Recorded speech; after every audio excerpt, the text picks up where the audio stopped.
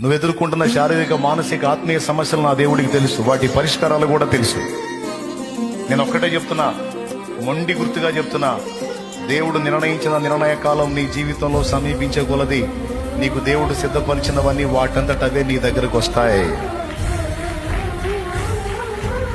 దేవుడు సిద్ధపరిచిన సమయం నీ దగ్గరకు వచ్చినప్పుడు, ఆ టైంలోకి నువ్వు వచ్చినప్పుడు కావాల్సిన ప్రతిదీ నీకు ముందే సిద్ధపరిచాడు నా తండ్రి. ఎందుకంటే నువ్వు ఆయన సొత్తువి, ఆయన స్వాస్థ్యానివి, ఆయనే లోకంగా బతుకుతున్న వాడివి, బతుకుతున్న దానివి. నా దేవుడు నమ్మకస్తుడు. ఆయన్ని ప్రేమించి ఆయన ధ్యాసలో, ధ్యానంలో, ఆయన లోకంలో ఉన్న నీకు అన్యాయం చేయడు. లోకస్తులకి అన్ని ఇస్తున్నవాడు నీకు అన్యాయం చేస్తాడని ఎందుకు అనుకుంటున్నా? వెర్రిముఖమా, సైతాను మోసం చేస్తున్నాడు. నిన్ను భయపడొద్దు. లోకస్తులకి అన్ని ఇచ్చే దేవుడు తన బిడ్డవైన నీకు మరి నిశ్చయంగా ఇచ్చును. ఇంకా చెప్పాలంటే ఆయన బిడ్డవైన నీకు దాచిపెట్టినవి నువ్వు అడుగు వాటికంటే, ఊహించే వాటికంటే కూడా ఉన్నతంగా ఉంటాయి.